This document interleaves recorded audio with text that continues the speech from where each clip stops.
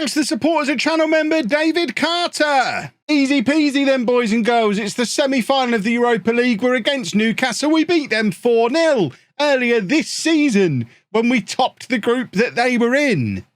Surely there's a Europa League final in our future, right? Hello and welcome to part 77 of the Tour de France. I'm Kevin. Coming up on today's episode, we have both legs of that Europa League semi-final against Newcastle. Quite frankly, if you top a group, you should automatically get a bye if you then face the team second in your group later in the competition. I'm sure we'd all agree. We did top the group. I think we did top the group. But we play Newcastle at home and away. Since you were last with me, we've won 2 more league games, 2-0, nice and easy. As you can see, we're continuing to rotate Millet and Omar, and Benavides continues to score every game. So this is what the league table looks like. We have officially qualified for the Champions League of sorts. We're not straight into the group stages yet. At the very least, we've got a Champions League playoff to play, and we are guaranteed to finish in the top 3. Obviously, we want to avoid the playoff. We all remember what happened in the Conference League last year. So we'd like to either win the Europa League or finish second, or both. Both would be really, really lovely, but we are looking very strong in the league. I just want to look back at last season, actually, to see what second place did last year. So we got 63 points last year for, what was that, for 5th place. We were already on 65 this year, so we are doing better. Second place last year, getting 70 points. So I guess we are on course to be roughly where teams tend to be. The gap between whoever finishes second and Paris Saint Germain is so insurmountably huge, though. I have no idea how we overcome them having 10 of the best 11. Well, Fowry, look, Fowry, don't even have to scroll to find Fowry on here on the list of best players anymore. And then Capital not a million miles behind either. So there are some positives to be had. But of course, they've got Del Palacio Langer, who can slot in there once we eventually give him back as well. I can't remember if I said in a previous episode, he has agreed to join us on loan again next year. So we've got him on loan again for next year. And Manuel Gonzalez is here on loan again next year. And then Milinkovic, Magothu and Nguema all signed permanently. So as it stands right now, the only player we're leaving is Millet. And having qualified for the Champions League, we have a decent-sized transfer budget to go out and sign a replacement as well. I potentially have a man in mind. We're now looking to scout this youngster at Monaco, our parent club, 20 years old, young striker. Looks like he's nice and quick, decent finishing, skillful player, 18 goal contributions in 26 games for Monaco's B team this year. I mean, there's a good chance this lad's going to be coming on loan next year to try and keep our style of conveyor belt going, i.e. we bring in the young players from Paris Saint Germain, Lyon, Monaco, and then just try and steal them and keep them forever. But we're not worried about that for today. Today is all about getting to the Europa League final, which means beating Newcastle. This is the team we're putting out there. Omar is going to start in this game, despite not being the biggest fan of big games. As you see, he scored against Newcastle in the 4-0 win earlier in the season. In fact, in that game, yeah, we played him up front and Millet on the left-hand side, and Omar was excellent. And also, it's just his turn in the rotation. So Omar can play up front for today. Millet's ready to go from the bench if it doesn't really work out. So Magothu in goal, a back four of Simon, Say, Bertrand and Frey. We're still without the injured Capital. As you can see, Svetkovic and Thomas now joining him on the injury list as well, which is not ideal. We're running out of players.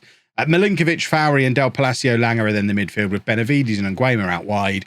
Afkir Omar up front. Of course, this is Ulrich Nguema's only second ever appearance at St James's Park, despite being a Newcastle player for 5 years as part of that £10 million transfer all those years ago. Made his St James's Park debut earlier this season in our 4-0 win. He's back again today. This will be his last time here as a Newcastle player because he joins us permanently in the summer, or rejoins us permanently, I should say. But it'd be nice for him to once again give them a demonstration of what they've messed up, really, by never giving him an opportunity. Never once naming him as part of a squad. Never once being tempted to use him. They were just content to loan him out to us for 5 years. More money than sense at Newcastle, clearly. That being said, they are 1-0 up, and it seems they're not keen to have a repeat of what happened earlier on in the season. I'll level with you. I'm going to be pretty disappointed if we end up getting knocked out by a Newcastle team we've beaten comfortably on aggregate already this year. But I think they are under new management. Ridiculously, it's Mark Bonner of Cambridge United fame I'm a Peterborough fan. They're our Cambridge fans will love this. They're our second biggest rivals behind Northampton. We're their biggest rivals because obviously we're bigger than them. But yeah, it's a bit weird to see him succeeding. But here he is at Newcastle and seems to have inspired a decent start for them early on. 1-0 to Newcastle. Obviously, if we ignore what happened earlier on in the season and put our knockout football hats on, and we are pretty good at knockout football. We get to the semi-final of the French Cup every year, after all. But we're happy in the away leg as long as we keep things tight. I started that sentence when it was only 1-0 to Newcastle. It is now 2-0 to Newcastle, and I'm a little bit worried they might have used the avenge what happened last time team talk, which, as anyone who's played Football Manager knows, is effectively unbeatable. And we may have made a rod for our own back here by beating them so comprehensively back in the group stage when it didn't really matter. 2-0 to Newcastle. I noticed Everton are 2-0 up in their game as well. So at the moment, things are shaping up for an all-English final. Oh, look, Football Manager doing something entirely new that it doesn't do all the time. Premier League is overpowered. Confirmed. Especially that one, Everton 2 Inter 0. That's a little more baffling than Newcastle beating us 2-0 because ultimately we could grab a goal back here and be pretty happy with this as a first leg performance. Millet needs to get out there warming up though, because we've seen nothing from our attack so far in this match. So maybe we just blame it all on Afkir Omar, who is slowly but surely becoming the scapegoat of the football club, despite the fact he's one of the best players ever to play for us. Yep, I'm aware of all of it, and there's not a lot I can do about it. I am not in control of what my brain thinks and does. Right, Newcastle on the attack again. 20 seconds, in fact, 2 minutes 20 until half-time. We could do that half-time whistle here. Things have not really gone our way so far in this first half. The don't play on attacking crew are going to be having a field day. We were on attacking earlier in the year, but we beat them 4-0 here, so don't give me that nonsense. But, yeah, it doesn't seem to have worked out brilliantly for us so far, as Newcastle are attacking again. They are in our 6-yard box. Again, they've hit the inside of the post, and we have got away with one here. I actually think we're a little bit fortunate to only be 2-0 down the way that has gone in the first half. That has not really followed the script that I had in my head for not just this episode, for the shape of the rest of the season. I assumed, right, we've qualified for the Champions League now. Now we're going to have a nice little cruise through to the final. Then tomorrow we can show you the final. Everyone's happy. And it might still turn out that way because Afkir Omar, despite not being anywhere near anything for the entirety of the first half, has got the easiest goal of his career 2 minutes into the second half. It's a tap-in. The ball comes over. Benavides has got it. I think he plays it back here to Simon, who has a shot from range. Keeper saves, but just pushes it into the path of Omar while simultaneously removing himself from the goal. And Omar just literally has to let it hit him. It's 2-1. We'll take a final whistle here, ref. We were totally outplayed in that first half. To only be 1 goal down, we'll be delighted. We can bring them back to our place and get a result here. So, again, the attacking instruction brigade are going to be telling me, Kev, this is where you go counter-attacking then. Drop back. Defend. No. Just no. I refuse. Benavides is coming off and we're going to bring on Millet to play on the left-hand side, as he did when we beat Newcastle earlier this season. Frey is shattered and Nguema also pretty tired. So we can just shift around the entire front three. We've got Millet, Omar and Girolamo up there now. It's the in-swinger from Simon. Not quite as effective and we don't have Capital to aim for, but Simon plays it in again and Millet at the far post. We've seen him score that goal dozens of times before, but unfortunately on this occasion he can't keep his header down. But the highlight is starting with a Newcastle goal kick, which, I mean, they could be about to score a wonder goal, or maybe we're going to win the ball back and keep hitting them. It's been all us as far as pressure goes in this second half, but this is starting to look dangerously like it might be a Newcastle highlight.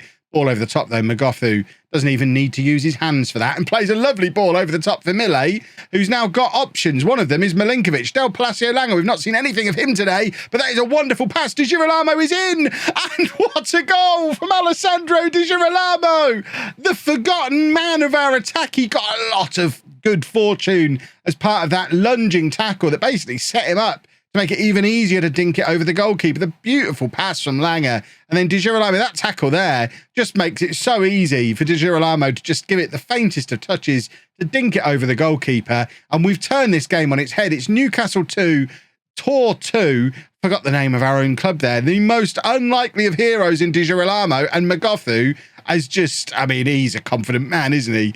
I don't really like seeing him do that, but then when he does it and it works, I love it.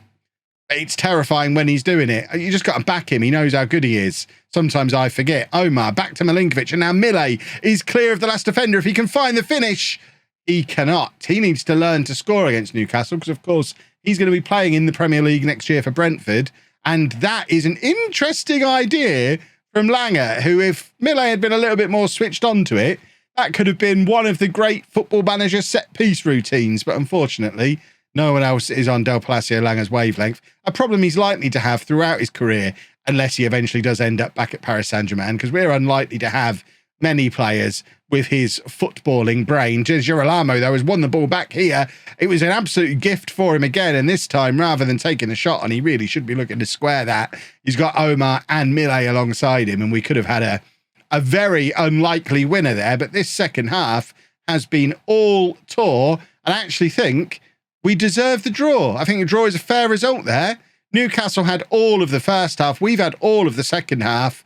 2-2, and Inter have got a late goal back against Everton as well. So it's not over in the other semi-final. Right, we are going to play this league game against Nice off camera, and then we will be back for Newcastle again. Folks, just want to take a moment to thank today's episode sponsor, BetterHelp. BetterHelp offer customized online therapy that offers video, phone, and even live chat contact with your therapist. So if you don't feel comfortable chatting to somebody on camera, you don't have to. Now, as some of you might know, my partner Anna's currently going through a little bit of a hard time. A disabled son, Andy, is just about to turn 18 and is in the process of moving out of home after she's basically been his full-time sole carer for all of his life, half of her life, her whole adult life. And she's struggling a little bit with that transition. So we reached out to BetterHelp to see what they could offer. And she now has weekly video chat therapy sessions with a therapist. And she's finding it really helpful with just kind of processing all the changes and everything that's going on at the moment. They've got a huge range of expertise and over 20,000 therapists at BetterHelp, and might be able to offer you access to services that aren't available in your area. All you do to get started is fill out the questionnaire to help assess your specific needs, and then you get matched with a therapist in under 48 hours. You then schedule a secure video or phone session, or you can exchange unlimited messages. Everything you share is completely confidential. You can request a new therapist at any time for no additional charge. And you can join 2 million plus people who've taken charge of their mental health with an experienced BetterHelp therapist. In fact, so many people are now using BetterHelp that they're recruiting new therapists all over the world. Join the 2 million plus people who've taken charge of their mental health with an experienced BetterHelp therapist. And what's more, you can get 10% off your first month at betterhelp.com/LOLLUJO. That's betterhelp.com/LOLLUJO. And the link to that is also down in the description below. 3-1 win over the Nice retirement home then. Look at the state of this squad. João Cancelo at 38 is still in there. Maxi Gomez, they've got Douglas Luiz, Pedro Gonçalves. They've got a lot of very old men in their team. Seemingly some kind of aversion to signing new gens at Nice. But this is the league table situation with 2 games to go. We are still not nailed on for that final, for the automatic through to the group stages qualification spot. Good to see Benavides with those 2 goals is now 3rd in the goal scorers charts, though. And yes, Erling Haaland has scored 53 league goals this season. Remember when I said anytime now Paris Saint Germain start to decline and we could really push them? This man's still only 32 years old. We could have another 7 or 8 years of this. He's getting better. An 8.47 average this year.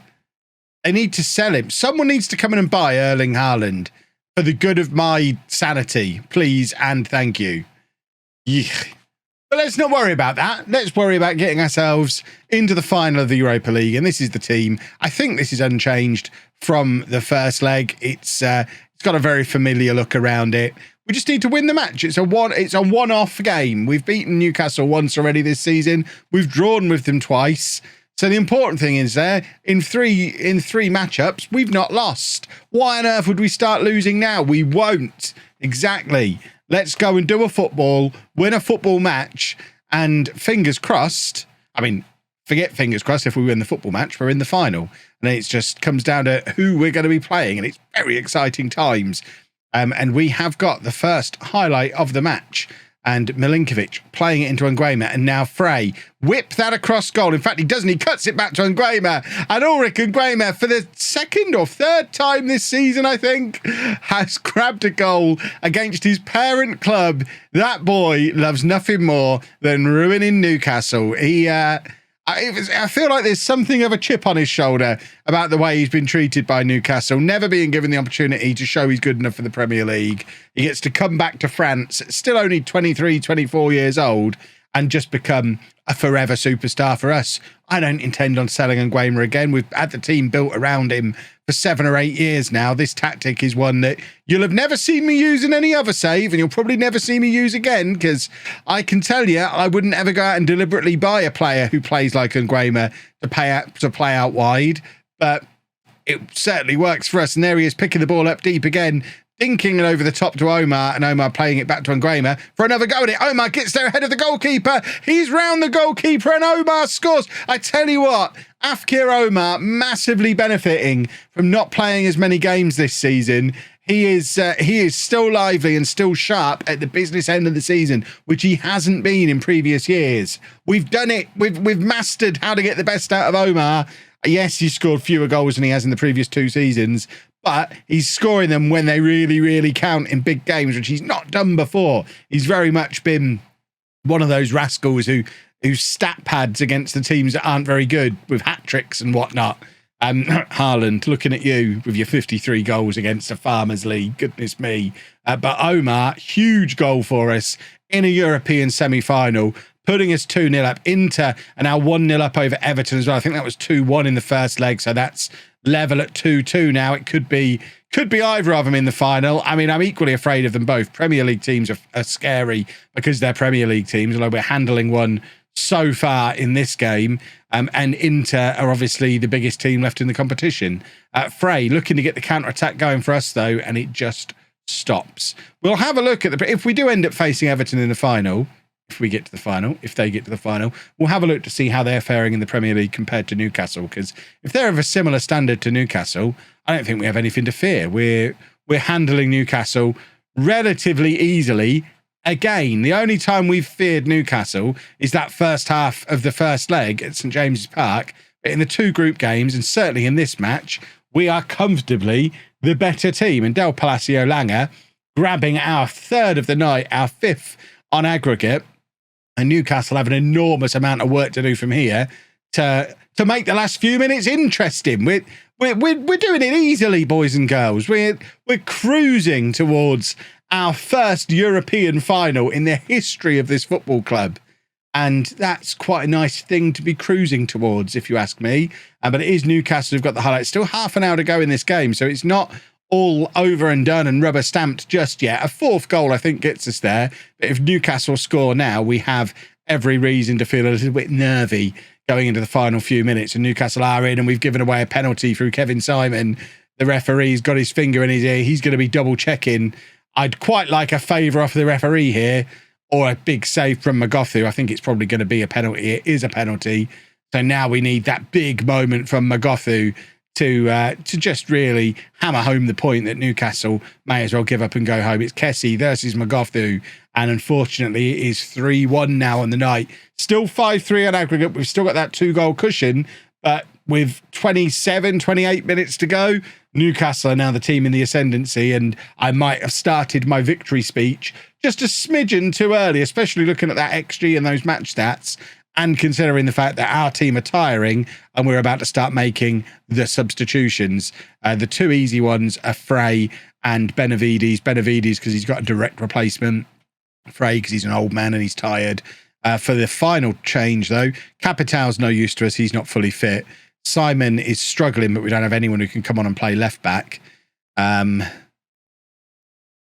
I'm looking at Vaquero, I think, probably for Fowry, just to get in there with Vaquero as a natural ball-winning midfielder. Just get in there and run around a lot and kick people a lot and just generally be a nuisance in midfield. I think that's going to be quite a useful thing for us in these final 20 minutes or so. He says 20 minutes. It's actually 5 minutes because nothing's happening, which is perfect. There's the in-swinging corner from Simon. Bertrand can't keep his header down, but Newcastle now have less than 5 minutes to grab 2 goals just to keep this tie going. And they're going to try to. 89 minutes on the clock. It's a corner for Newcastle. It's a goal line clearance from, I think, Simon. And then 2 crossbars. My goodness me, we are clinging on. Simon was the villain with the penalty. But, I mean, heroic goal line clearance from him there. And we are through to the final of the Europa League. And Inter are the team that we're going to be facing. They've beaten Everton on penalties. I am going to look at the Premier League anyway. So Newcastle are 12th, Everton are 8th. So Everton are slightly better than Newcastle, but Inter beat them. So let's just check out Serie A and see that's... What have I pressed there? How have we ended up here? Just want to see where Inter are. So Inter 4th in Serie A, but I mean, it's a coin flip from Roma down to Bologna there. They're all within 2 points of each other. Inter is going to be tough, but we're in a European final. Who cares? Look at that performance from Nguema against his parent club. Point proven, Ulrich Nguema. What a man. And I think tomorrow's episode will be our final game of the season against Le Havre, where we'll hopefully rubber stamp second place, so the pressure is off entirely. We know we're through to the group stages of the Champions League, and then we'll finish things off with that final, which hopefully will just be playing for the baubles and nothing to do with the Champions League. It's not going to be £12 million on the line or whatever the Champions League group stage is worth. But that, a couple of good results. If you've enjoyed that, please make sure you leave a nice big thumbs up on there for me. Subscribe to the channel for daily Football Manager videos. And thank you very much for watching.